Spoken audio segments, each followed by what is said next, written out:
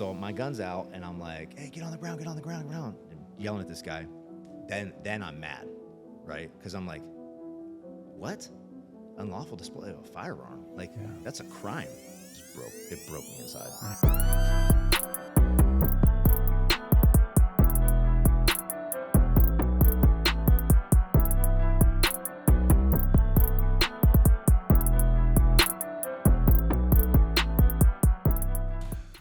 Welcome back to Internal Affairs, a police podcast here with the IA guy. Josh Coleman will be Code 6. Before we actually get him on, I got to meet Josh along with other board members of CALFIA. It's basically they decided, they meaning these board members are you're going to get to meet shortly, Josh being one of them. They decided that, you know what, back several years ago, there was just a lot of things changing with the use of force and everything that has to do with the application of use of force with new laws, regulations, statutes. There's got to be a way where we can all come together and really inform the officers, the ones that are doing the work. And they gathered and really made this association, CALFIA, from zero to just hundreds and hundreds of members. I had the honor to be invited to the latest annual symposium that was held in Santa Ana College. And next year, just so you know, let's get it out of the way now, it's going to be up north in Napa County. A little bit of, I think that's how you hold the wine. We're going to have some wine and have a good time. You have to swirl it. So at the swirl it. So look, here we are, Code 6, at Scene with Josh. What's up, bro? Nothing, man. Just a short flight down here from Northern California. Happy to be here. Thank you for the invite. Yeah. Excited to have the conversation. Good. I really appreciate you coming all the way down because, as you may know, and I know behind the scenes is your colleague Kenny. He's over there. Who's the brainiac. Yeah. Right. Yeah. His position is he's the treasurer. There you go. Yeah. He treasures this association. He treasures me too. You know what? I suppose he does. That's like, don't get going because if you get him laughing, everyone who's met this guy knows that the laugh is iconic. So don't get him laughing. You're here, Internal Affairs, a police podcast. We just met not too long ago. Tell me, man, what happened when someone said, "Hey, there's this Internal Affairs police podcast"? I'm really curious because I'm always curious to know what people think of IA and to actually have a police podcast named after Internal Affairs. Yeah. What's your first thoughts? What were your first thoughts, I should say? I love it. So here's what I will say. I'm 41. Mm-hmm. So, I got my first cell phone when I was 21 years old or whatever it was. This podcast thing is new, mm-hmm. right? Like this is a very, very interesting time. Influencing and social media has really blown up in the last decade.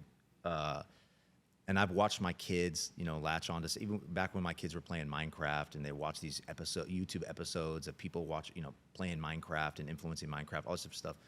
But it's really been in like the last 4 or 5 mm-hmm. years that police officers, mostly retired police officers, mm-hmm.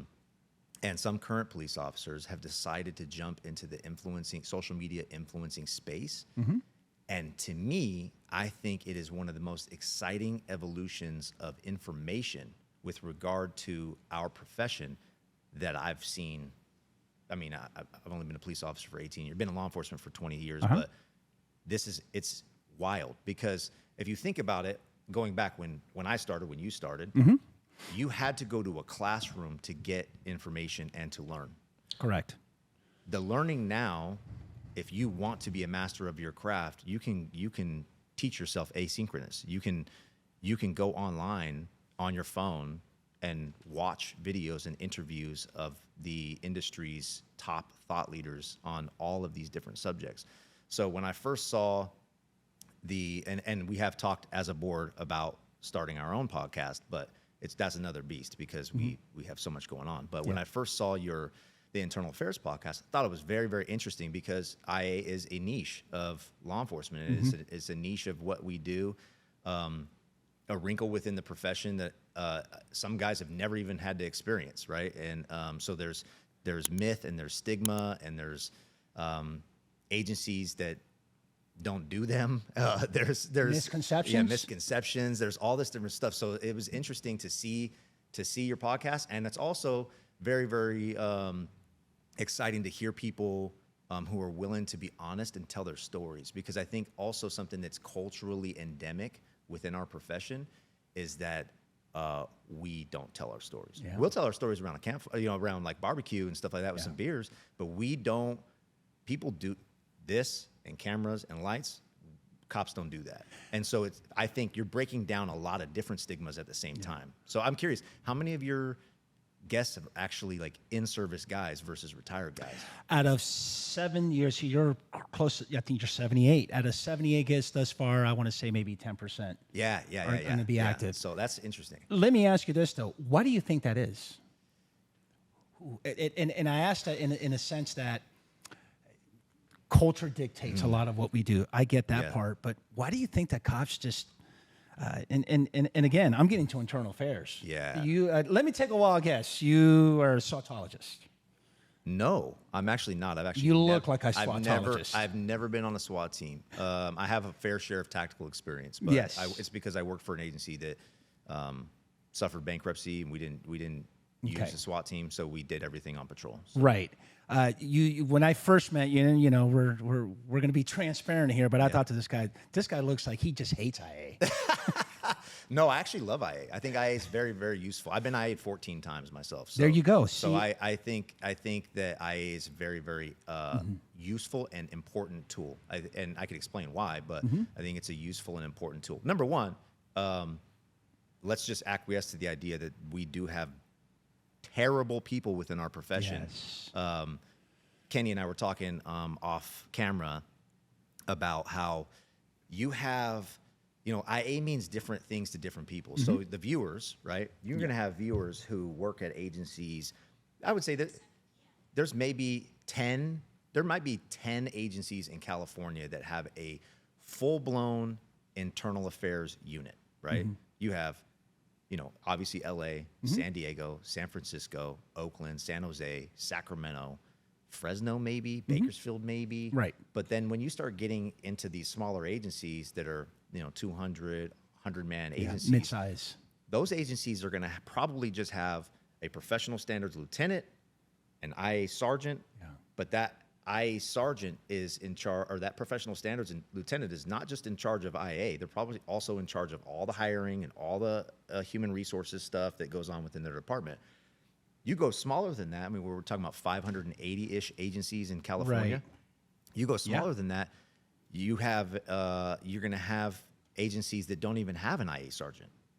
They have an IA that happens, and they will ask a patrol sergeant to do an IA on a guy from a different patrol team because they don't have an IA unit. You're right. So there's so much that people can learn from a podcast like this, especially from an agency that had a full unit. I can't even imagine what that's like, working in a unit where all you're doing is investigating police officers. You know what I mean? Like, your great cases, you're like, I got a good case. And it's like, the suspect is a cop. You know what I mean? Like, that's wild. But, going back to what you were saying, I think that there is a lot of myth, stigma, information that's just not out there, Let me hit you with this. You said you had 14 IAs in your career. About there, yeah. You had several. As you sit here today and reflect on those 13, 14, or 100 about, is there anything different that they, meaning IA, could have done to make the process better for you? Yeah. What do you think? I think the key word is process, right? So, like, I think that it's not the what, it's the how. I like that. When you know the rules, right? And most people, when you messed up, and like, I've watched a couple of your guests, and I've watched people talk, and there's some of your guests that have not been involved in IA stuff, and they've admitted, they're like, I've never really been around that type of stuff, so I never got IA'd. It's like, well, you got to understand, like, I work in the Bay Area. there are agencies in the Bay Area where if someone complains on a traffic stop and wants to talk to your sergeant, it's an automatic IA.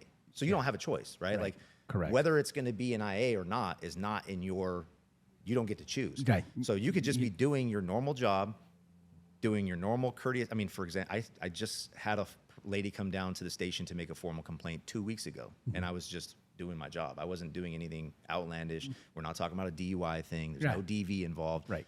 Crimes aside, yes, you can be involved in an IA just doing your job. Correct. If someone wants to come into the office and make a formal complaint and they are unwilling to resolve it in an informal manner, you're going to get IA'd, right?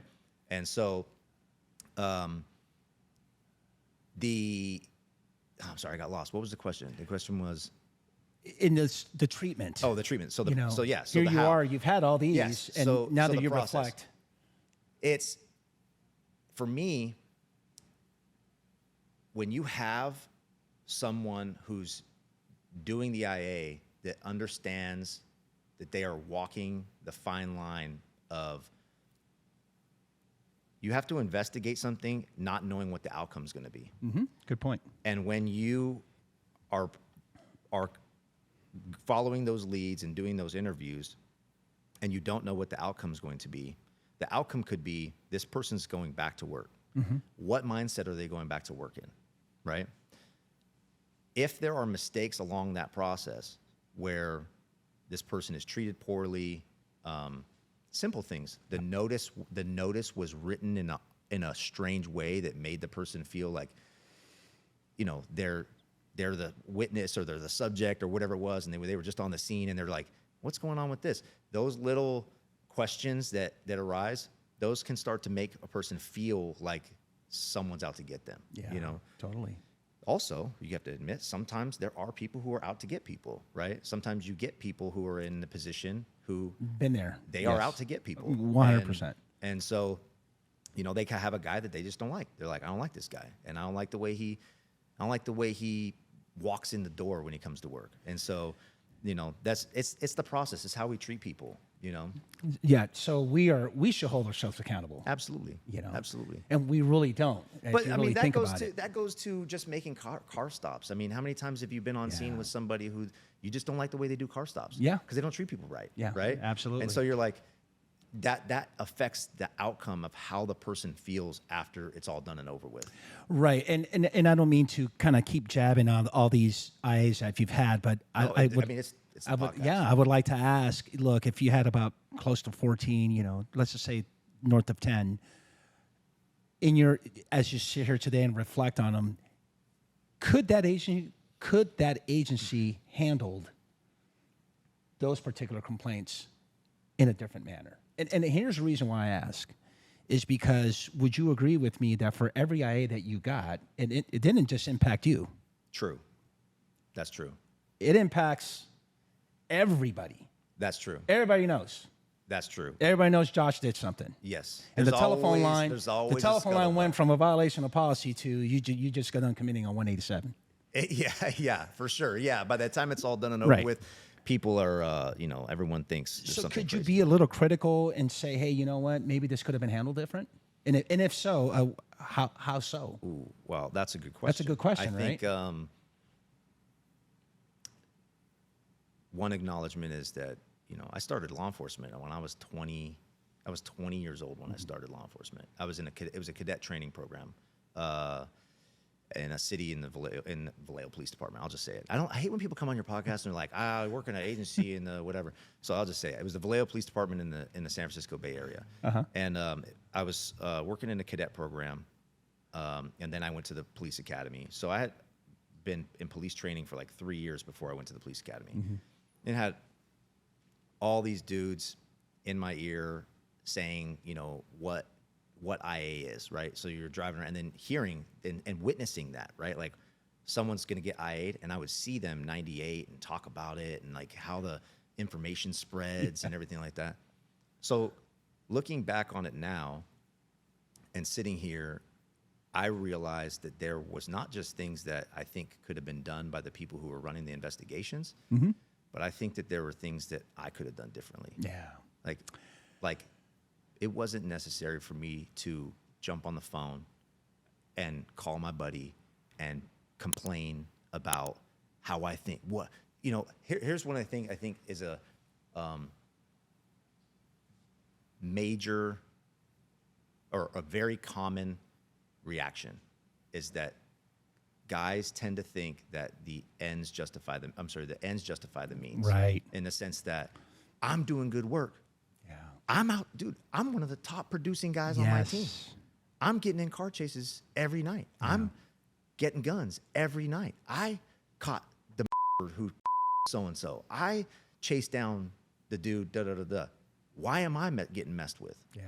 Oh, Totally. they just don't like me. Da-da-da-da. And you can start to drink your own Kool-Aid, and you start to think a little bit of self-righteousness, Yes. right? And you start to think like, this is the cost of doing business. Why are Yes. you messing with me? Yeah. You should all know this. Yeah. But so I don't want to just necessarily like place blame on the people who do this as a job. I think it's just like any other job. I think you learn as you get older, Yeah. and it takes a long time to mature, and it takes, unfortunately, in this business and in any other business, like it takes a long time to get good and become a master of what you do. And 100% spot on with that, and I appreciate you sharing that. But I would also say that, and maybe you can agree with me or not. Well, yeah, I do agree with you. Yes, there's things that could be done better by the people who do it. Right. I mean, look, did all 14 have to be an IA? No. Could I just would have taken to the room and say, Josh, dude, you know what? I have a funny story. Knock it about off, this. bro. Yeah. You know, I mean, dude, you're out there. Yeah. Stop dropping F-bombs. Yeah. Because the next time, Yeah. you will be IA'd or whatever. I have a funny story about this, and I didn't call to get clearance. I should have called to get clearance on this story because I don't want to like. I really like this story at this stage in my life. Like, it's an endearing story to me, and it's part of my police history. And I won't name his name, but he's a chief in a different agency here in the West Coast, and he was my A sergeant and also a friend of mine, and also my second FTO when I first came into the business. Okay. And the FTO that taught me the most of any other FTO, like a guy that I look up to, right? And I got myself in IA, and it didn't go well, but I got sustained. And later on, and it was over, and I can talk about it if you want to, but he admitted to me, he's like, yeah, man, years later looking back, he's like, I shouldn't have sustained you for that. He's like, I didn't agree with the policy. I didn't agree with what the admin wanted to do. I found that you were not sustained. I sent it up. They came back. They're like, you will sustain him. And he's like, and I sustained you. And I feel terrible for that. Yeah. That's the cost of doing business. Yeah. And thank you for sharing that, because that is one of, well, in my experience too, several reasons why IA gets a bad rap. Yeah. It's because at times it becomes self-serving. Yeah. And it becomes personal. Yeah. But I mean, looking back at that time. We don't like Josh. Yeah. Yeah. It wasn't that. It was just, well, it's got to be something about that, because sustain means it occurred. Yeah, for sure. For sure. Not sustain means that it did not occur. It didn't happen. Right. So if we're going to be alleging that Josh violated policy and procedure. Yeah, it was a which, violation by the way, of the foot pursuit policy. Okay, so let's go with that. Let's break it down a little bit, right? So if it's a violation of a policy, a pursuit, right? It's not going to be not sustained, because not sustained means that it didn't occur. So you can't adjudicate it as it didn't happen. Right. You got to adjudicate it as exoneration. Correct. I'm sorry. You're right. You got to be exonerated. Look, this is what happened. Went in foot pursuit, and hey, man, I followed all the guidelines and the rules and regs that I knew at the time that I was pretty much performing this tactic, foot pursuit. But to turn around, and you know what? And I applaud him for, that's when when friends and these relationships that you built mean so much to you, because it has an impact. And if you think this is just me assuming that if you think it had an impact on you, I can only imagine to this very day, it definitely has an impact on him. Yeah. Something so minor that becomes so big, and I appreciate that. And those are just lessons learned. Yeah, I think you have to understand that not every agency, because some agencies are so big, I'm sure like in LA, there's guys UIA that they didn't know who you were when you IA'd Yeah, them, and they don't never know saw you, you after which that. is Right? worse in a smaller agency. Right. But in a smaller agency, I think most of the time when you're getting IA'd, 100-man, 200-man, 300-man agency, even 500-man agency, you're gonna know the person who's doing the IA on you. Yes. You probably had some interactions with them. I'm gonna feel a certain way as it's going. This person might feel a certain way as it's going. But you have to understand that as time goes on, you're going to look back at these things that happen in your career, and you're going to feel differently about them 10 years down the road than you did in the moment. No, right? 100%. 100%. It reminds me of... And we're talking about, I want to keep in mind that, like, I'm talking about mistakes in violation of policies. Oh, Like, yeah. I'm not talking about criminality. Oh, no. The clearly blatant, DV. Let's that type of get stuff. on the record Yeah. that whatever conversations we're having are very, very minimal. Right. In an agency like Vallejo at the time was how many? 130-ish. Okay, people. so at 130, and I'm assuming here it's probably 1% of the population, or even less. Yeah. That gets IA'd. Yeah. So let's get that out of the way. Like I was talking with my prior guests, Well, no, in my agency, we fielded a lot of complaints. There was a ton okay, of. let's go 20%. So I've worked at 3 different agencies. But at that time, at that specific agency, that's where the majority of my IAs came from. Right. I've only been IA'd one time at my current agency, which is the Napa County Sheriff's Office, and I'm not speaking. Right. I currently work there. I'm not speaking on behalf of. No, the Napa County totally. Sheriff's No, Office. totally. The point I'm trying to drive across is that the fact that let's not think that because you got into all these IAs that the entire, oh my God, all of a sudden this whole police department Right, but is getting IA. The thing is that I think it's the number of IAs that your department fields or investigates. If we're talking about citizen complaints, Yeah, let's go public. We're going to go public-driven complaints. Yeah. Not internally driven complaints. Internal right? is very minimal, but Very, very minimal. But even external is But external complaints is dependent on the culture of that city. I agree. Right? 100%. And so if you work in a city where, like currently I work in a place where people don't call and complain. Yeah. They like the police Yes. where I work, right? Yes. The people where I work tend to be involved in minor, the contacts tend to be Yes. minor traffic violations, some routine residential type calls for service, or an extreme emergency. But the criminality aspects Yeah. is all transitory. People are coming into the city and then 100%. leaving. In the city that I worked at prior to this, the criminality was in that city. It's one of the California's top 10 violent cities. People were calling in to complain and generate citizen complaints to stop us from doing our jobs. right. So, like, I worked in an area that was Infested with- known as the Country Club Crest. It's where Mac Dre's from. If you know Mac Dre, this is what it is. If you happen to know that, there was a guy when I worked narcs, and I came back to work this area on patrol, that we knew was a major player in narcotics, right? Major player, kilo level cocaine dealer, right? Back when kilos were expensive, and I caught him. Ended up searching his car, found the duct tape from a kilo wrapper in his car. Dog hit on the kilo wrapper. He's in possession of tens of thousands of dollars in cash, right? Didn't have enough to arrest him. At this time, asset forfeiture laws had changed. And I basically told him, I was like, hey man, like, I know what you're doing and you're good at what you do. He's like, I'm a painter. I don't know what you're talking about. And I go, cool. I'm good at what I do. Someday I'm catching you. He calls his attorney. Attorney comes down to the police department. Attorney files formal complaint, right? So, like, we got a lot of those. Got it. You can't look at the number of complaints a guy gets. Yeah. You have to look at the context of those complaints. 100%. You have to go, okay, of these, he's been IA'd 14 times. Okay, cool. For what?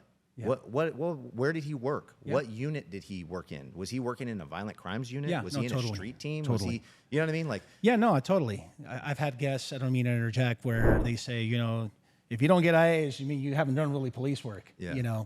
That's true to a sense. I mean, I don't think a lot of cops like to be IA'd. no. For those reasons. For that, sure. It's, and it reminds me, before we move on to the next, it reminds me of this thin blue line.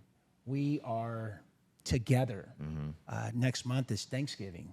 We're going to have a potluck, and we're all going to be kumbaya. And, you know, we in the smaller it's even worse. You know, Josh and Marlon were classmates and the best man in your wedding. And, you know, we can do no wrong. It was a good wedding. No, And it was a great wedding.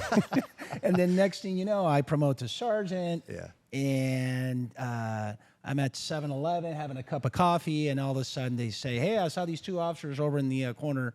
They grabbed somebody and they threw them up against the wall, and it happens to be you." You know what? I can't talk to you anymore. Oh, You know, I can't. I love this part of the conversation. And so, and I say this candidly, hypocrisy runs deep. Yeah. In our culture. Because if we're going to say that we are the thin blue line and that we care about each other and we're there for one another, potlucks, in Christmas, people come in and they wear the Santa Claus hat and everybody's happy, and we know families. We have... Sounds like the beginning of a Die Hard movie. Yeah, it sounds like being and all of a sudden you get an IA. You know what?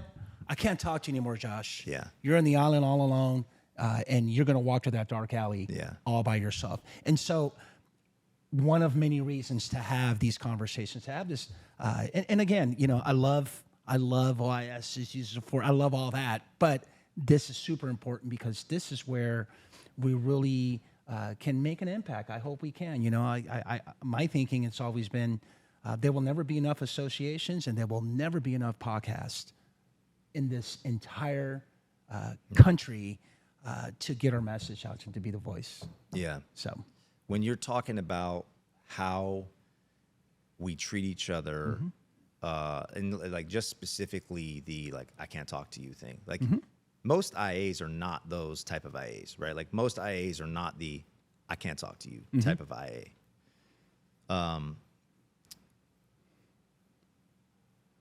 You got to understand that you got to save the I can't talk to you strategy or the response for the serious ones. for the real one. Yeah. You know, like Absolutely.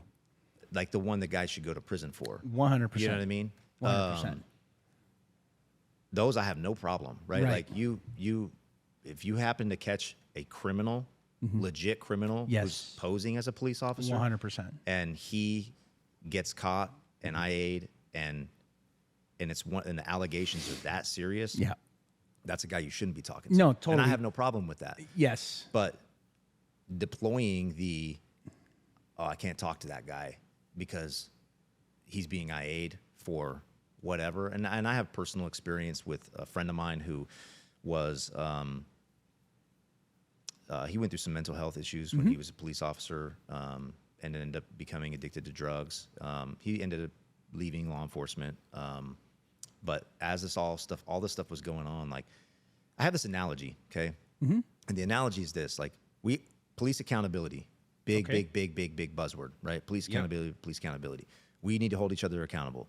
And I've been to a couple of leadership schools, you know, promotion type schools where they're teaching, you know, journeyman level, veteran level guys, you know, who want to become leaders. Like you can't be drinking buddies with your teammates, things like that, right? And my question's always been why? Like where does that belief, that belief system come from? And I was in a class once and I asked the instructor, I said, "Do you have children?" And he goes, "Yes." And I go, "Do you love them?" And he goes, "Yes, I do." And I said, "Do you have a problem holding them accountable?" And he's like, Yeah. "What?" And I'm like, "Do you have a problem holding your own children accountable?" He's like, Yeah. "No." And I go, "Okay, so then why would we think that if I'm a sergeant, I can't, and I have friends that I drink beer with, barbecue with, whatever it may be, that I can't hold them accountable?"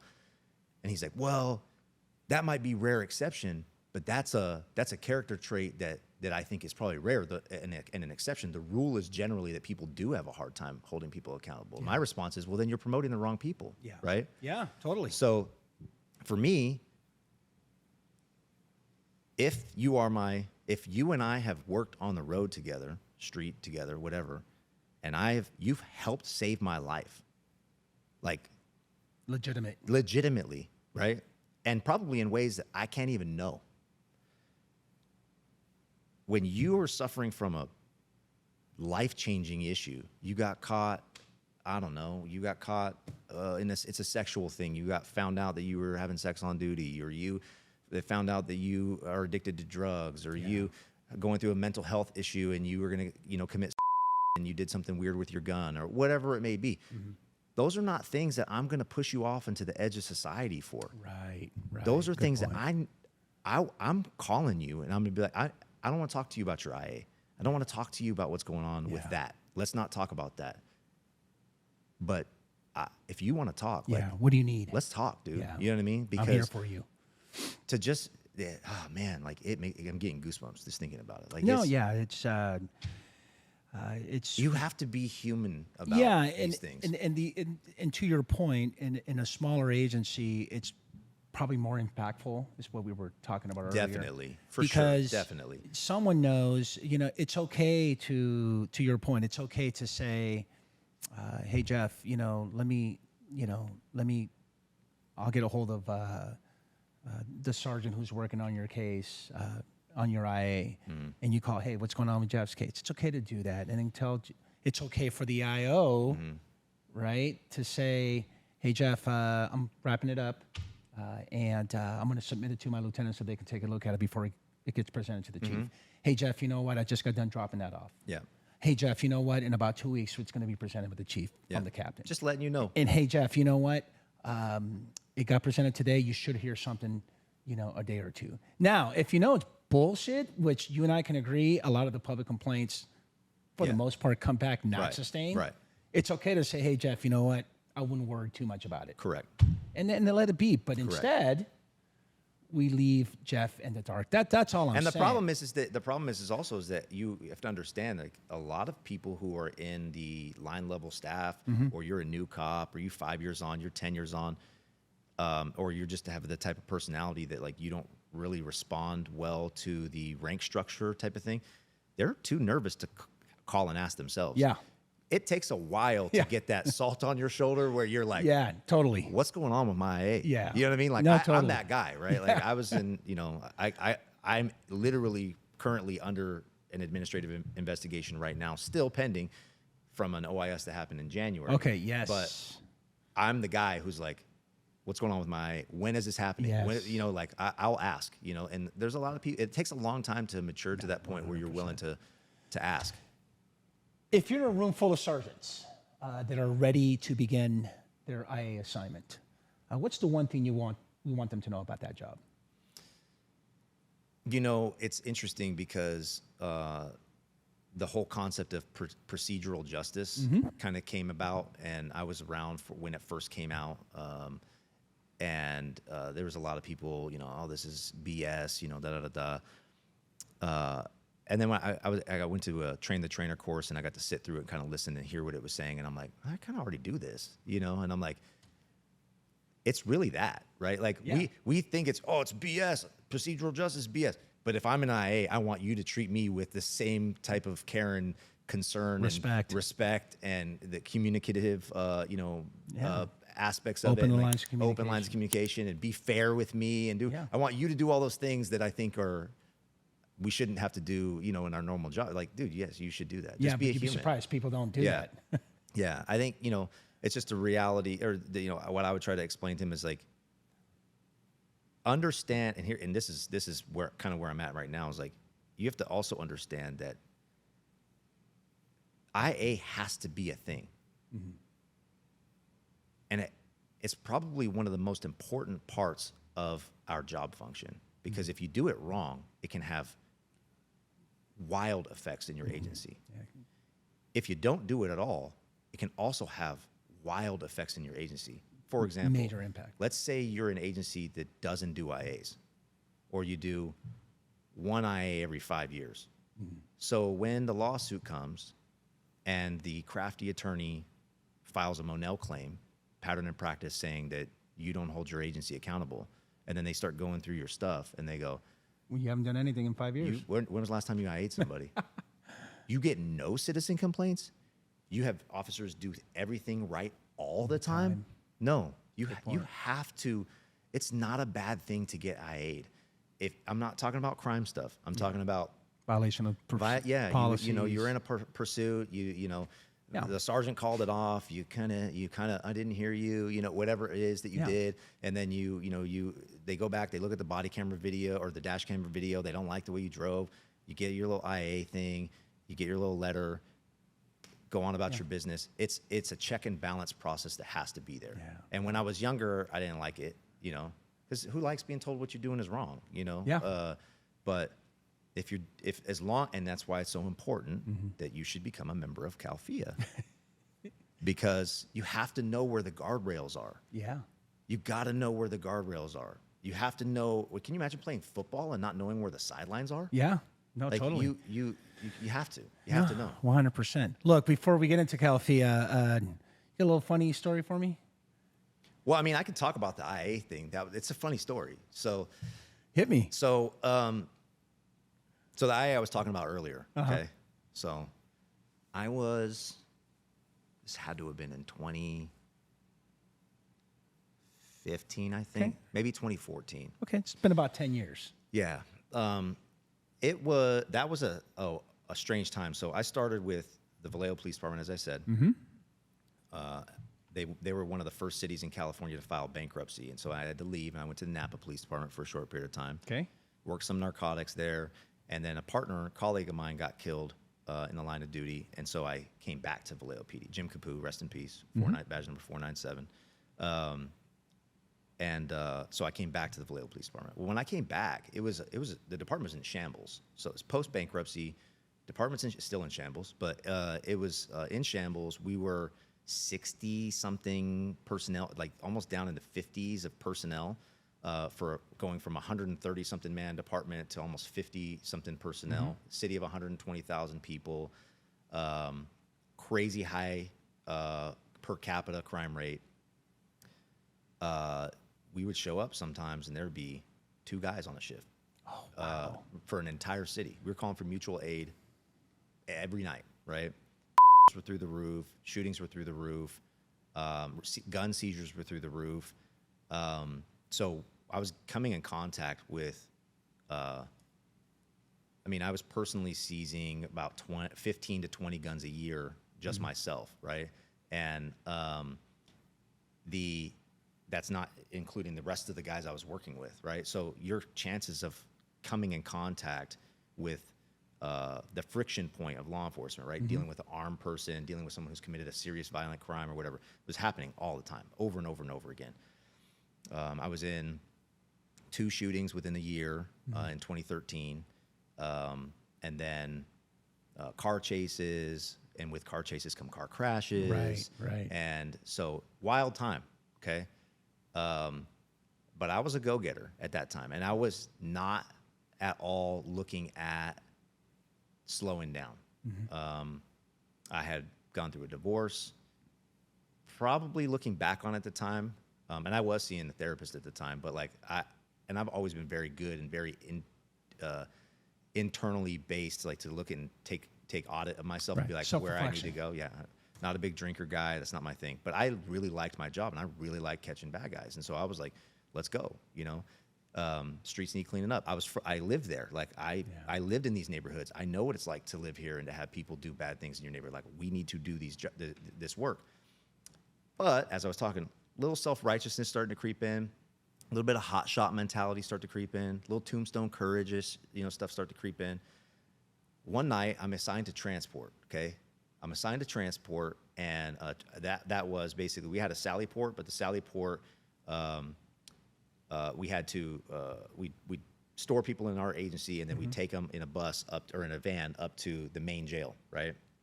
So they're like, "Hey, Josh, you got transport duty." I'm like, "All right, cool." Come by with the bus, pick up these dudes, and we drive to city of Fairfield, drop them off.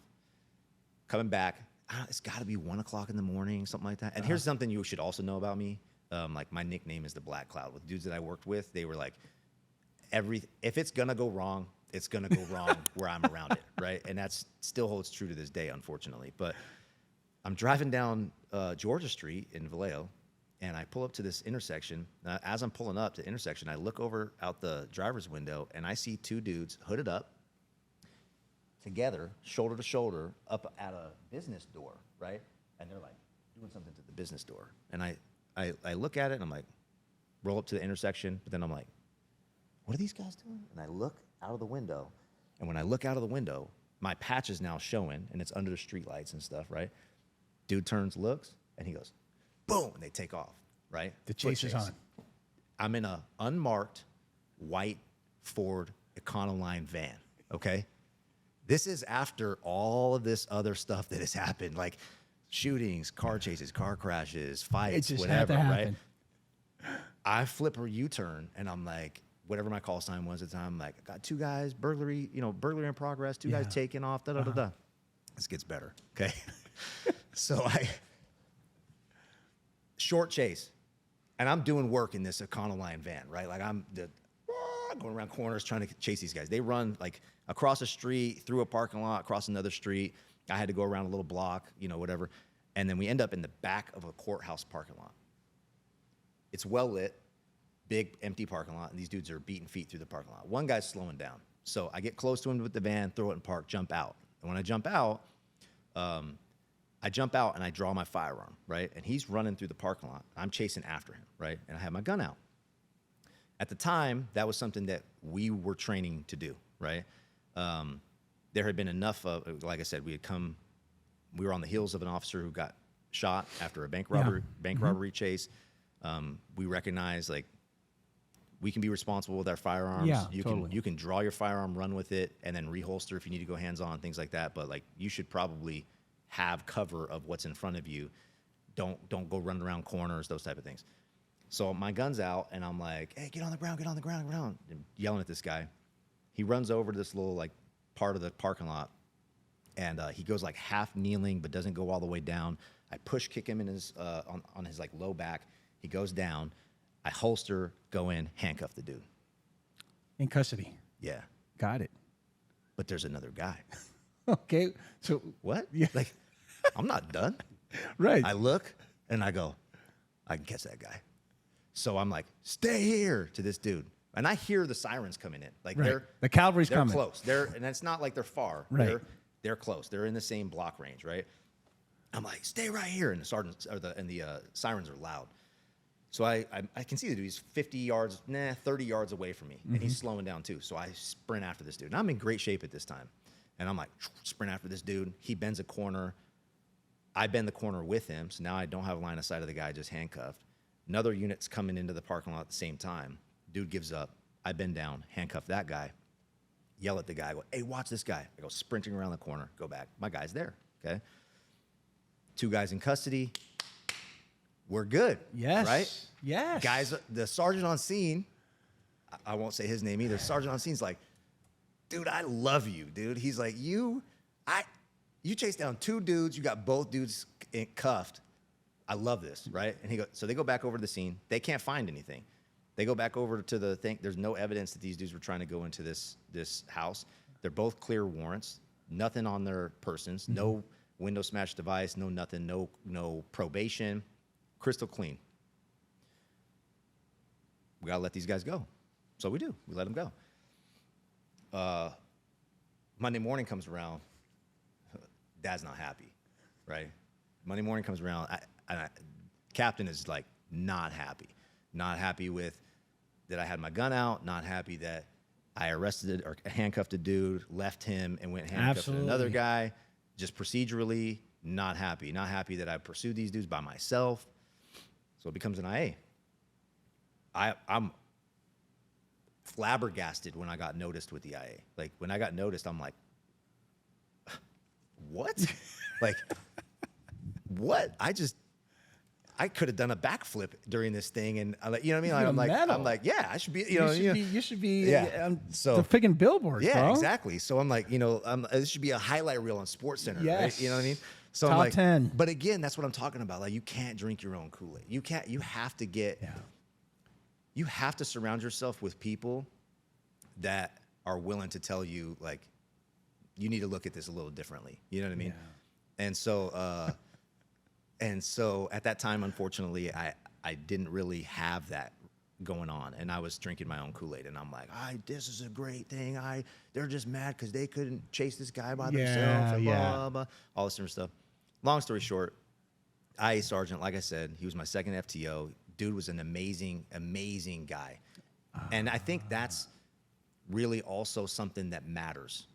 When your IA sergeant or the guy doing the IA is somebody that you know, like this agency that I work with, this dude had been. He knows He you. was a patrol cop.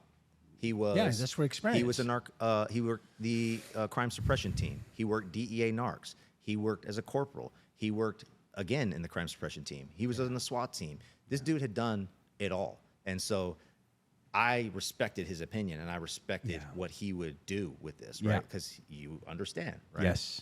And so, long story short, when I get the notice, and the notice is violation of the foot pursuit policy, which at the time was a very arbitrary policy modeled after like what you would see in a pursuit policy, like balancing the competing interests of the need to apprehend the suspect against the safety of the community and officer safety, blah, blah, blah, blah, blah. And it's like, okay, but it doesn't really say anything about like what you shouldn't do. It's just kind of like, you should know, you know? Totally.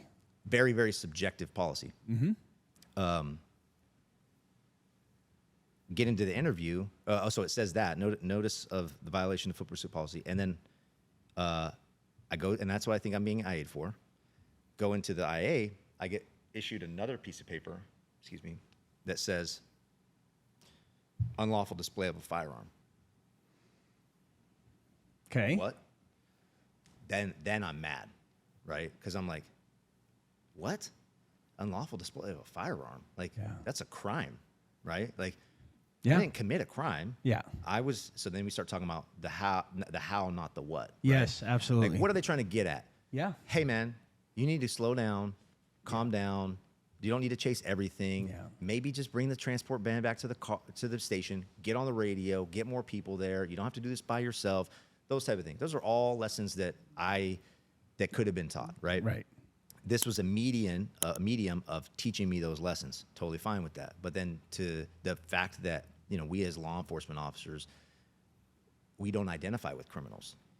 And to put on a piece of paper a crime code that I don't feel I met, that doesn't meet the elements. You're being accused of a criminal allegation that doesn't sit well with anybody. Yeah. So long story short, we get through the IA, it goes up, comes back down, and I get found sustained for this internal affair. And what was the penalty?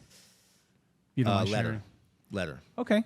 Yeah. So I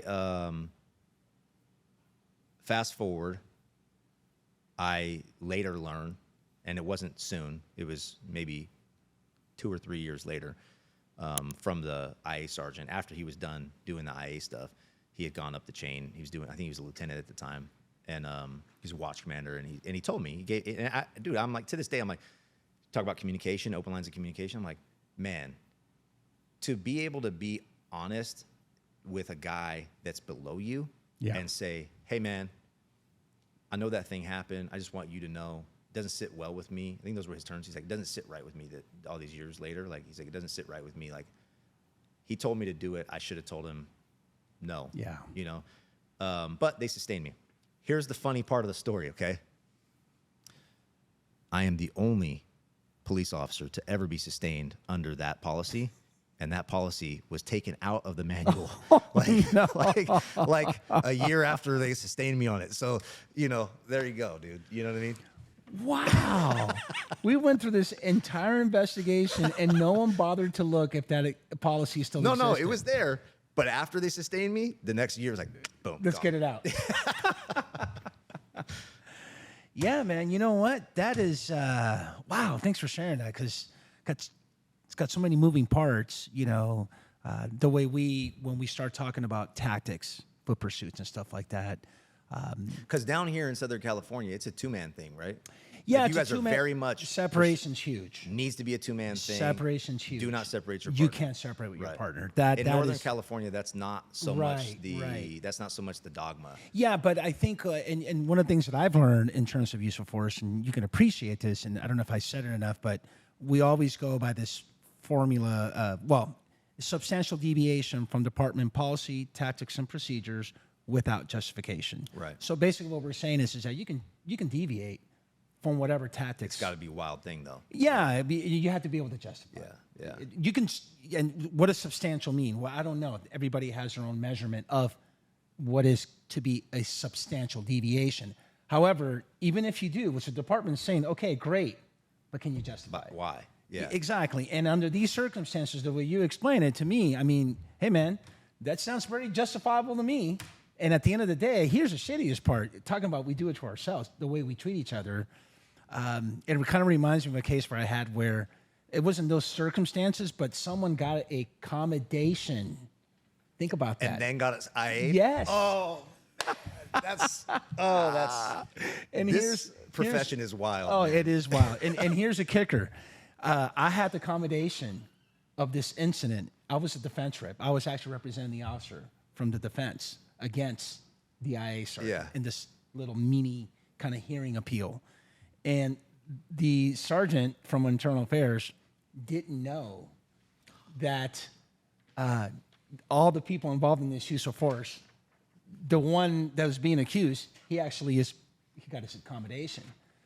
And the sergeant that was at scene that observed this whole use of force, he was testifying, and he was saying, oh, yeah, they did this, and that. And then I asked him, I go, and let me ask you something. When you went back to station, what was the end result of all this? Did they get rewarded for this? He goes, oh, yeah.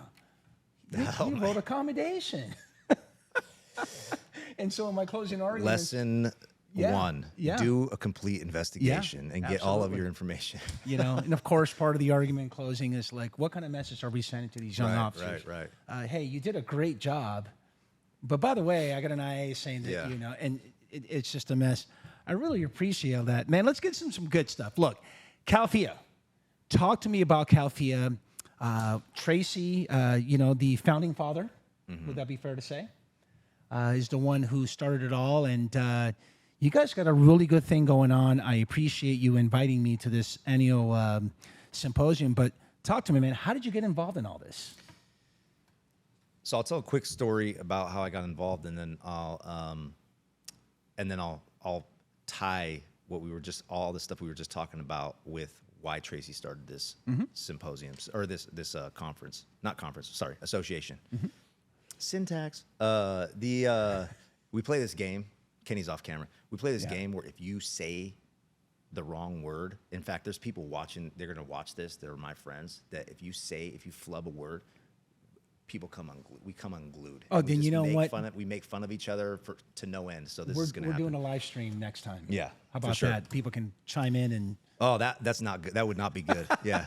So I was teaching for a company called Line Driven Strategies. Okay. And I was teaching, this is after AB 392 came out. And I was teaching threat assessment and de-escalation with Phil Downs, Esquire Jr. I don't know. With Phil Downs and with a retired police officer now, guy that I used to work with named Sean Kenny. We were teaching that class at Newport Beach. We were teaching AB 392 incorrectly because at the time the marching orders were, this is just codifies case law, you know, whatever. So we were teaching that. Tracy was in the room. Tracy and I were talking Tracy McKenzie and I were talking offline, and he was talking to me about use of force issues, and I was telling him about who I am and what I'm about and whatnot, and he's like, oh yeah, you know, I run this association. I'm like, oh, what's the association about? And he's like, oh, it's CALFIA. And I'm like, oh, okay, what is it about? He's like, well, there's like group of what I wanted was no one asks us. Those were his words. No one asks us. No one, when you have an IA and it has to do with use of force issues, typically, not all, but typically, the IA sergeant will watch the body camera. The IA, or the person doing the investigation, will watch the body camera. They will read the reports. They will use their own law enforcement experience to inform what they see in the video. They might run it up the chain and get the lieutenants of the IA's opinion on it. They might get a captain's opinion on it. But they don't oftentimes take that IA and call in a use of force subject matter expert and go, hey, take a look at this. I want to hear what you see I want to see what you see think, in this, yeah. and what you think about this, and how this comports with what we train, right? And also whether or not the officer was reasonable in his actions at the time. That also translates to statewide. The state doesn't ask when they're changing laws. They don't ask use of force experts from like reputable agencies or organizations to come in and help them figure out what we're going to do with this legislation. When AB 392 was being jockeyed back and forth between CPOA and PORAC and I think it was, correct me if I'm wrong, I think it was Stagny's office. They're looking at this from their lens, but they're not bringing in the guys that have the most experience in the practical application of use of force in the field. Practitioners, if you will. Exactly. And so Tracy's dream was, he's like, I want to create an association that grows to a point where people have to come ask us, right? Like they got to ask us our opinion on these things. And he goes, and the rub was when the state decided to just throw away the carotid hold as something that officers don't, and the thought process was like, oh, that's an easy give up. Officers don't use that much. Some agencies call it lethal force. Some agencies call it a control hold. That's somewhere between, that's in the impact weapons and OC and taser realm, right? So he's like, I want to create an association that gets to the point and grows to the point where we're able to have an impact on that level. And I was like, where's the website? And he's like, oh, the website's this. And I'm like, signing up. I'm getting my whole use of force team involved. And he goes, that's awesome. He goes, oh, you really? And I go, yeah.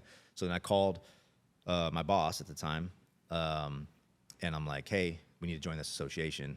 And we joined, and then I've been overwhelmed with use of force academia since then. Like it's been a wild ride. What can we expect out of CALFIA? What's going on? What's going on today? We just had the symposium, and so talk to me. We are at work. We have been at work on the AB 490 positional asphyxia micro course that a lot of police officers had to take. All police officers had to take. It was on the post-learning portal. We were in the room helping them figure out language. Language is super important to us. The language is all that's important to us, really. Those courses that were coming out that were instructed by Government Code 7286.5, I believe, we were in the room helping them figure out what that means in a training. What are we going to tell people this means? And so that course came out the way it did because we were in the room. We were in the room. I think it's 1090. Okay. I could be wrong, but there's a post is working on certification courses, changing certification courses so that you have to continually come back and get recertified. Okay.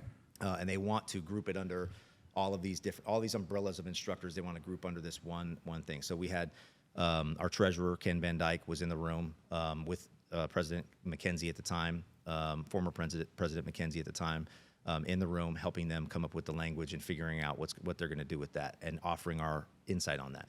This week, today I'm here with you. Tomorrow we are meeting with Henry Gracie regarding his safe wrap.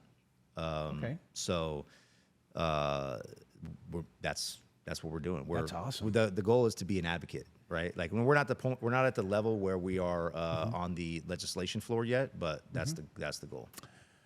Here you are in 2020, AB 392 came out, and you're like, okay, great. I'm guilty of that too. I didn't know until I met my boss, Scott Savage, Savage Training Group.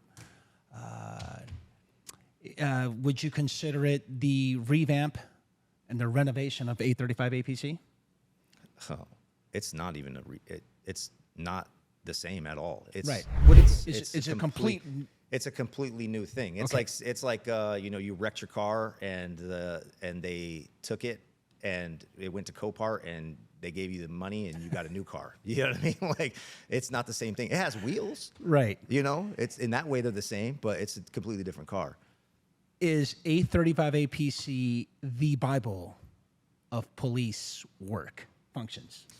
So use of force. Yeah. So California Force Instructors Association's entire mission is to raise the standard of training in the state of California. We are 4 years post this, almost 5 years post signing of AB 392, and working police officers will be watching this podcast and for the first time learning that anything different has changed. That's not acceptable. And so our mission is to get to a point where the standard of training in California is not what it was. Yeah. These post minimum standards are not enough to affect decision making in the field. They're just not. You can't expect Tom Brady results unless you have Tom Brady level training. And so I like that analogy. Giving people 4 hours worth of training every 2 years on a subject is not enough. So in that same vein, you have to acquire an academic level understanding of the job that you do. I think tying back into the IA stuff is, for me, at this stage, one of the most important little idioms that me and my co-parts say on a regular basis is you have to have a true understanding and appreciation for the limitations of your authority. That's not something that I had when I was a 21-year-old police officer. Yeah. The U.S. Constitution is a real thing. You need to know it. 835 is based on a Frankenstein. It's a Frankenstein document based on a number of Supreme Court and Ninth Circuit rulings that are all based on constitutional law. So if you don't know, and you don't have an academic level understanding of constitutional law, then you're out there playing the game, not knowing what's a penalty. You don't know when you can be offsides and when you can't. You don't know when do I move? You know what I mean? Like, to use football as an analogy, you're out there running around and you don't know what the rules are. Yeah. And I hate TB12 too. I can't stand him, but let's save that for another conversation. He's not my favorite quarterback. Well, I mean, it's I still can understand why Santa Clara, the city of Santa Clara, has the San Francisco 49ers. That makes absolutely no sense. But that's besides the point. What I will say is this about 835 APC. Back in the days, right? Affect and arrest, prevent and escape, and overcome resistance. Yes. Wow. Yes. I know it. Marching orders. Those are your marching orders, right? And then I think so I'm taking you back, 25, 24 years ago, 26 years ago, really. And then 10 years later, oh, wait, hold on a second. Now it's, in addition to that, we had like defense of others and defense of property. We're good. Yeah. We're good. But lo and behold, here comes 2020 AB 392, and it just changes everything. Yeah. And what I want to say is, would you agree with me with this quote? And you already touched it, is your police department will never send you to enough training. I can't agree with that quote. I can't. And here's why. Because that quote is counter to my mission. But true. Our goal is that at some point, you said never, right? So at some point. Yeah, I shouldn't use. Yeah, I mean, never at some says. point, I mean, words have meanings. I learned it in law school. I get that. You will be, right? Yes. At some point. The goal, the dream is that. And I heard, I was listening to one of your podcasts, and somebody was saying, officers need to go out there and train on their own and get this stuff on their own. And I would like to, in my time, see, and I don't think it'll happen in my time, because I'm eligible to go in 9 years. But I would like to see a time where physical skills, some sort of grappling-based physical skills are mandatory within the department, mandatory within the academy. That people, in order to become a police officer, you come out of the academy with an intermediate level understanding of physical control skills. That you come out of the academy with an academic level understanding of, like, There's cops that don't understand, that don't know the definition of probable cause. Yeah, no, totally. Don't know the definition of reasonable suspicion. But yes, I agree. Right now, your department's not going to send you to enough training. I stand corrected. What I should have said is the department will never send you to enough training. That's the way it is right now. And that's sad. I didn't get the level of training. I didn't get to my understanding of where I'm at now. And the guys that I surround myself with didn't get, the guys and gals that I surround myself with didn't get to where they're at by just digesting what the department gives them. No, 100%. The amount of reading that me and my coworkers do on a regular basis is, I mean, I didn't go to college and become, I read, oh my God, I'm going to forget his name now. I'm drawing a blank. It's okay. Is this going to be edited? Yes. Roland Fryer. There we go. Okay. There you go. See? I didn't go to Harvard, but I read Roland Fryer's study, front to back. I've read consent decrees. I've read reports from DOJ. I'm reading, I'm not a lawyer. I'm not an RA at a university. Yeah. But I'm digesting information on a daily basis that is an extraordinary amount of literature. You have to be reading. You have to be. Yeah, and there's one thing of, absorbing the information, and there's one thing to engage and to actually learn it. We can have that conversation about methods. That's why it's so important. That's why our conference is important. Conferences are very important. I think, storytelling about certain situations is super, super important. But more than anything, I think again, it goes to how we treat each other.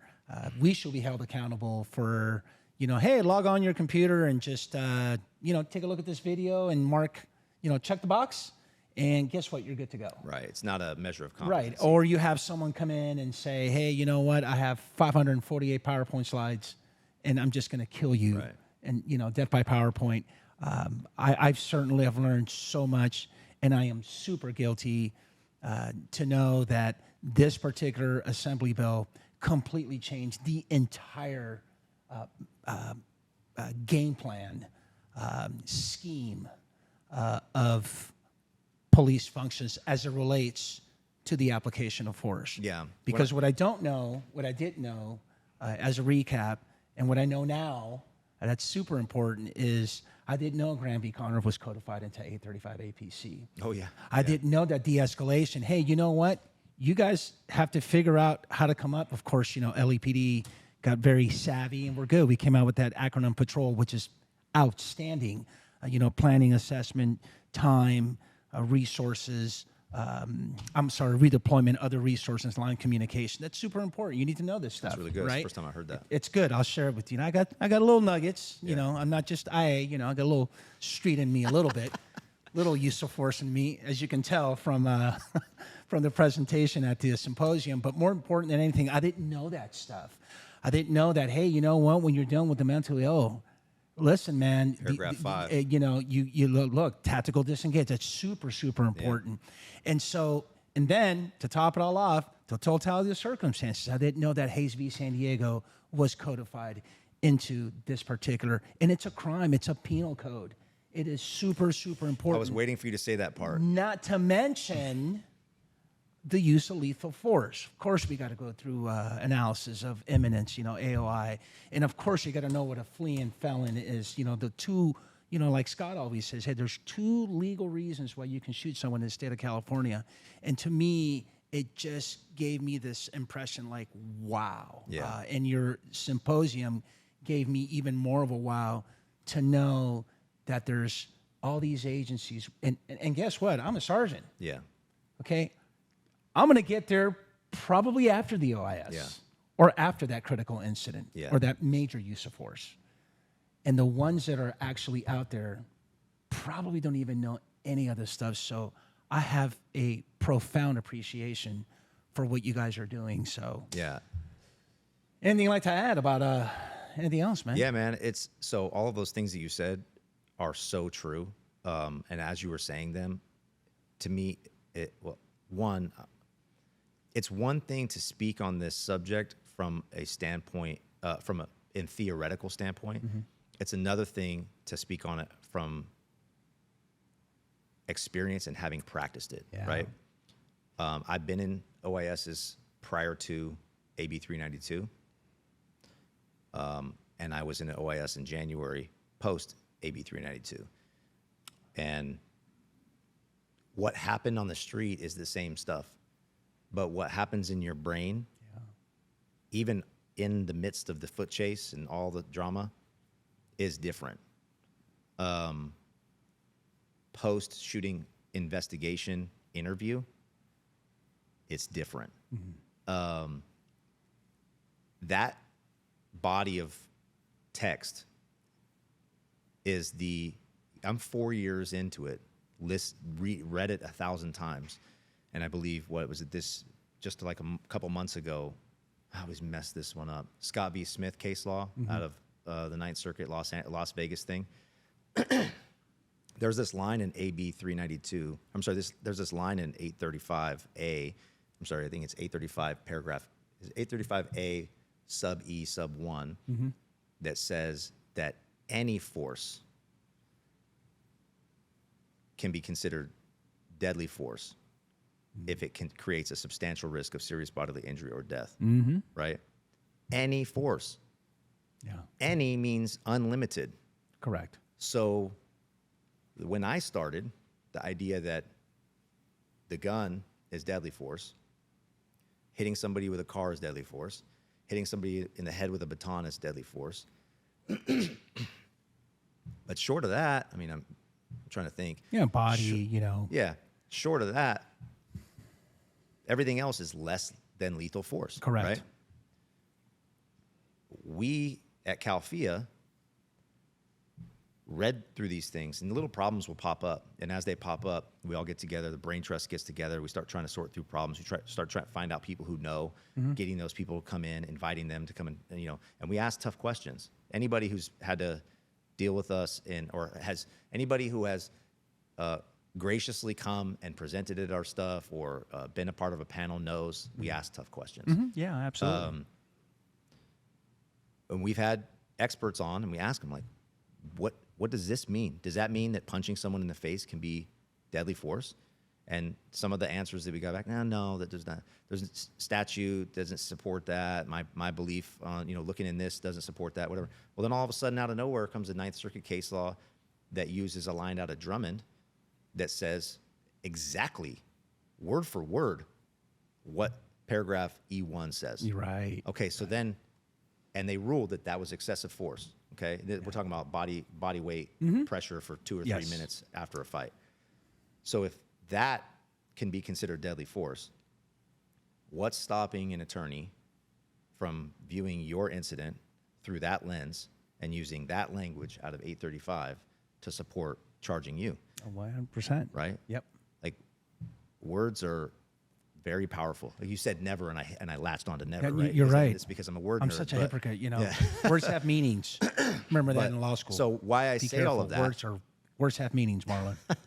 why I say all that is because without being involved in this association, I'm not sure I would have been armed with the academic level understanding to surmount the legal bar necessary for me to survive a post 835 OIS. Yeah. But I have surrounded myself with the thought leaders in this industry in California on this subject, and I have sat through where we have 4 or 5 conferences, Kenny. 4 conferences. We're coming up on our 5th next year. Every conference has the most cutting edge. Scott Savage, you've presented. Phil Downs has presented. We've had Sheriff Chad Bianco, University of Southern California, Professor Jody Armour,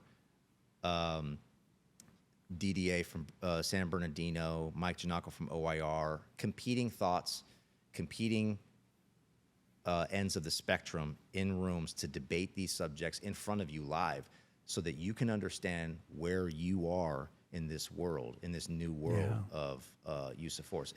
It says in most agencies are on Lexapol. I don't think very many agencies write their own what do we call them? General orders back in the day. Oh yeah. So Lexapol, whatever. did you call them GOs at LA? Yeah. No. Well, we have special orders, but I've heard GOs. Okay. It's Yeah. my I new said language. that. I said that the other day in a text message to her. I'm like, yeah, just read your GOs. GOs. And No, somebody was I've like, been what are those? And I was like, oh man, I'm old, dude. So Lexapol policy 300. One of the first, I think it's after definitions. First paragraph is like, use of force is a matter of critical public concern. Oh gosh, yeah. I make So fun of if it is a matter, and it is, the American public burned down cities over use of force issues. If it is a matter of critical public concern, why wasn't there a California Police Officer Association dealing with that issue? Yeah, amen to that. So that's us.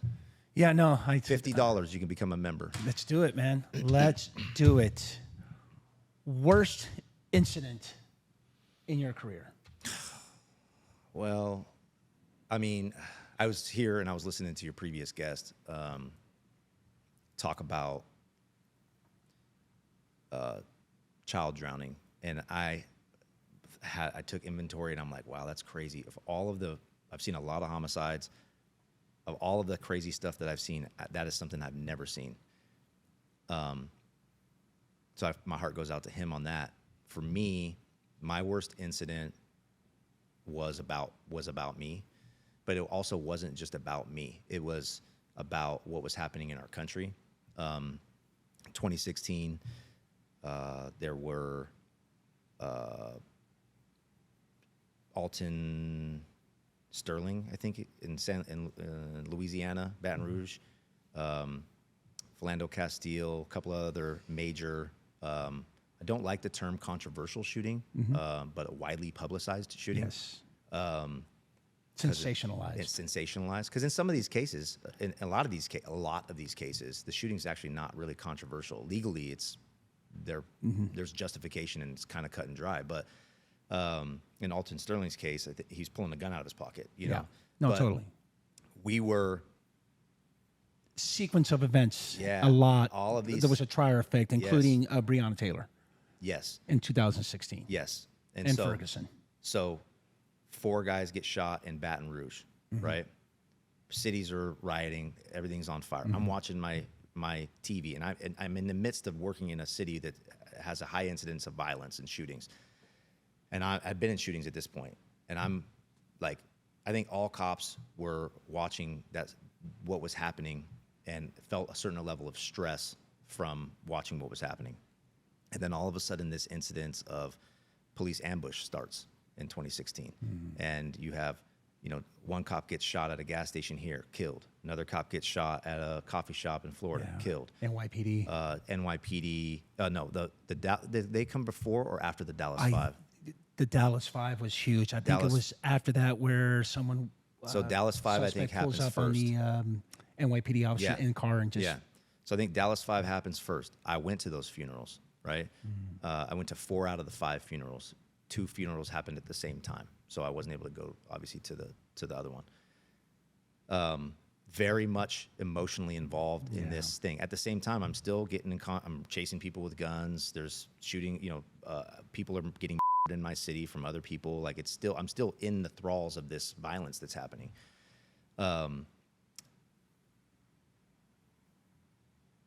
Ramos and Lou, I believe those are the names of the New York guys that got killed, get shot in their police cruiser, I think in the first weeks of October.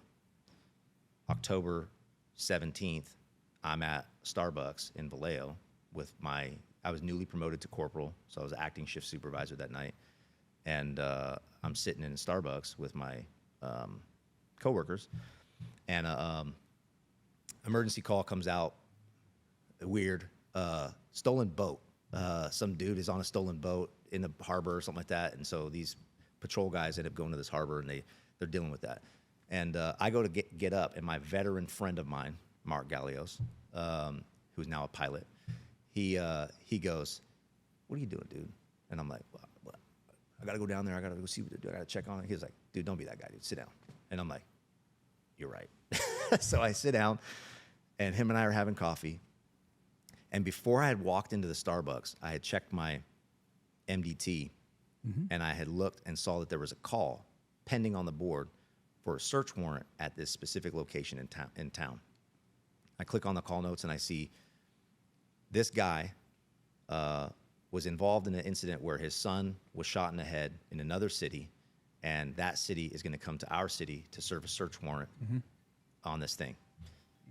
So I call my lieutenant, watch commander, new guy, so I'm nervous. I'm like, hey, I just want to let you know I'm paying attention. I saw the board. I saw the call on the board. What's up with this thing? He goes, hey, man, don't worry about it. They're doing their thing. They'll call us when it's time. I go, okay. Just wanted to let you know, I saw it, whatever. He's like, yeah. When they get it done, when their paper's written and they're ready to go, we'll deal with that. I go, okay. Get off the phone, sitting there talking. I see movement at the door. I look over at the door and I see this silhouetted figure. Talking to Kenny about this earlier, looked like something out of a scary movie. It's a part of town where there's a lot of homeless and drug addict type people and whatnot. Big jacket on, it's raining outside. I can't really see. So I look at this guy, and it seems like what happened, what the thought process was an eternity, but it really wasn't. In the surveillance video, it was like a second and a half, which comports with human factor stuff, right? But I look at this guy, and I'm like, what's this guy doing? And I'm like, this guy crazy guy? I'm like, oh, why does he have an umbrella? He's pointing an umbrella at me. I'm like, that's a good way to get shot, dude. You're pointing an umbrella at cops. And then he takes the umbrella from his chest, pulls it to the side, and starts racking the umbrella. And that's when we realized that it's a rifle, and he's pointing an assault rifle at us. And so it's full alarm, bailout. I don't even know where Mark went in this time period. I spun out of my chair, drew my firearm, and then after that, everything was very autopilot. We ended up very quickly regaining position. He had a catastrophic malfunction. The casing that was he had test fired this gun the day before. The casing was in the chamber. He somehow put another round back on the back of that casing, and guns out of battery, couldn't fire. Thankfully, you're gonna get, dude. I've talked about this with people, but for some reason it's gonna kind of hit me right now. But for whatever reason, the Lord was I was in His favor that day. That's right. He wrapped duct tape around the stock, which impinged the charging handle from being able to rack. So there was no way he could fix what was happening. I didn't know that at the time. Right. He turns, goes to walk away. We end up pushing out of the door because this is an operating Starbucks. There's still people in the Starbucks. There's a dude who flipped over a table and hid behind a table because he saw what happened. And we push out of the door, and he's walking away, and he's still trying to fix his rifle. We're like, he's going to get this rifle up and running, and we're going to be in a world of hurt. Takes off running. We chase him down the street. We end up shooting him on the basis of the totality of the imminence of what was getting ready to happen. Later investigation finds out. So going back to the worst part. So I couldn't leave. This was not like a normal OIS. To get him in custody took about 12 minutes. We ended up shooting him. He went down into a ditch, and we had to wait for people to approach. We got resources there. We got patrol cars there. We got shields there. But there was no ability, because of the way that my agency was staffed at that time, for a team to show up and go, hey, we got this. Get out of here. You know what I mean? Right. So I was stuck in it up until he gets arrested. Wow. Going into the ditch to arrest this guy, I got my hands on the duty belts of my partners to make sure they don't slip in the grass as they're going down. And I can see that he has and your mind plays tricks on you. Like, I knew he had a rifle. I saw it. I said he had a rifle over the radio, but that part of your brain that wants to rationalize things was still telling me that you don't know that for a fact. You don't know that for a fact, right? And I'm like, no, I do. No, you don't. And you're that like zone. I see that he has a rifle, a little short barrel rifle, fat 100-round drum magazine stuck in this thing. Wow. We find out he has an extra gun on him, body armor. We see the surveillance video later. He drove around, sharked it with all of us in there, parks his car, waits, gets up the courage. My guys leave. He gets out, comes in, thinking there's going to be full of 6 cops, and it's 2 of us, and then has a malfunction, leaves, okay? That wasn't the worst part. the worst part is that after I survived it, by the grace of God, had my children flash before my eyes, was overwhelmed with the idea that I needed to fix some things in my life and marry my wife, who was my girlfriend at the time. Year later, we go to jury trial. He testifies in his own jury trial. Smooth dude, and was able to wrap the jury around his finger. And the defense attorney did what he does best. And they were able to convince the jury that proof beyond a reasonable doubt is this very complex idea, and that standard. If you have this any doubt, All it takes is one. And I was in the room when they did it, and I watched him artfully just dissect proof beyond reasonable doubt, and the way he did, I'm like, oh, I see what you're doing. Very, very smart. And he went with emotion, right? Like, you never really see DAs do their closing with emotion. They typically argue in logic, right? Mm-hmm. This guy was arguing with passion and emotion, and I'm like, oh shit, excuse my language. I'm like, we're gonna lose this. And came back for the verdict reading, and to hear acquitted on both counts of attempted two police officers broke me inside. Yeah. So 2 weeks later, I had left the agency that I was working for, and now I work at a different agency. But, Wow. yeah. Man, that's I need my old fashioned after that one for sure. God, I thank you so much, Josh, for sharing that. Look, man, it's time to wrap it up. I'll leave the floor up to you. Any advice that you have for anyone who's thinking about becoming a police officer, man? What kind of advice do you have for them? You're going to like this because this has to do with your podcast. I'm on the football field. I coach junior football. I'm on the football field coaching my 12-year-old football player this week. And my 12-year-old football player is like, he has a little high-pitched voice. Even though he's like a little man, but he has a little high-pitched voice. He goes, oh, yeah, I was on TikTok, and I saw you on TikTok. And I'm like, what'd you see me on TikTok for? He's like, you were on some podcast, like internal affairs podcast? And I'm like, why are you what are you looking at? Why is that on your For You page? He goes, oh, I don't know. It's just on there. And I go, oh, okay. And he goes, actually, I searched you. And I go, you searched me on TikTok? He goes, yeah, and that's the first thing that popped up. It was your podcast, the little snippet that we did at CALFIA. So my son wants to be a police officer. And I'm scared for him. But I'm getting old. You're done. I'm getting old. I still look younger than you, though, but it's okay. Kenny's getting old. Mm-hmm. My back hurts. My body hurts. My mind is taking a lot to do this job. We, as an American public, need young people who are willing to carry this burden for all of us. Yeah. I don't want my kid to become a police officer because I know what's coming for him. Please be a firefighter. But he ain't gonna. Yeah. He ain't built that way. And I know what he wants to do. And so if you want to do this job, we need good people. We need ethical people. We need smart people to pick up the torch and carry, or I should say, to pick up the water and keep going up the mountain, because without us, it's chaos. I know. Amen to that, man. Wow. Josh, man. JC, thanks, bro. I really appreciate it.